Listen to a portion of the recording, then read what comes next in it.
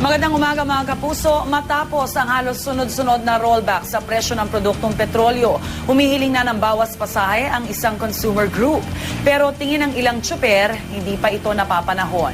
Narito ang report ni Julius Segovia.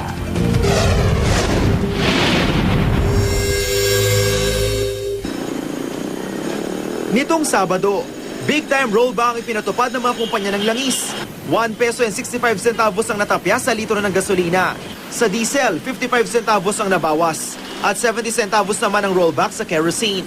Sa datos ng GMA News Research, mula nitong Enero, mas maraming beses nang nag-rollback kaysa nag-price hike sa petrolyo.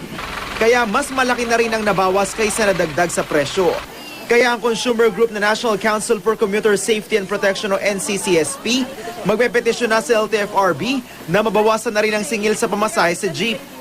Pero aminado ang grupo, sa karanasan nila, bago pa raw dinggin ang petisyong bawas pamasahe, mataas na naman ang presyo ng krudo.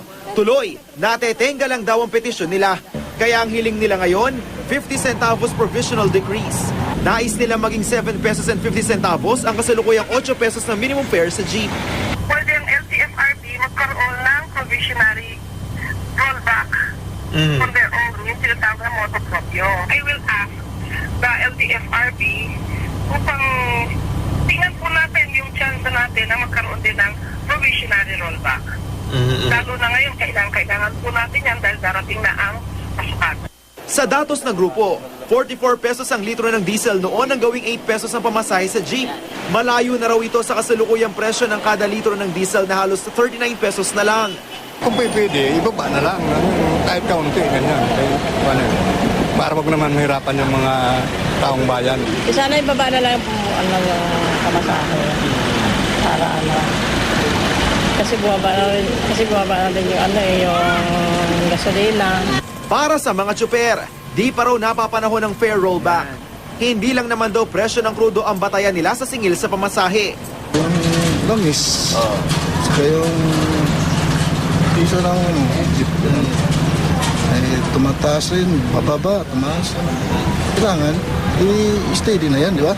Hindi pa masyado. Parang alanganin pa eh. Kunting baba pa rin. Doon, pwede na. Hindi pa po pwedeng magbaba ng pamasahe. Siguro pag dumating ang panahon na umabot ng 33 o 34 pesos ang per liter. Handa naman daw ang mga jeepney driver na ibaba ang pamasahe kung magtutuloy-tuloy lang ang oil price rollback. Nauna nang sinabi ng transport groups na pasang Mazda at Acto na kung saan nilang ibabalik ang pamasahe sa 750 pag naging 36 pesos na ang litro ng diesel. Para sa unang balita, Julius Segovia reporting.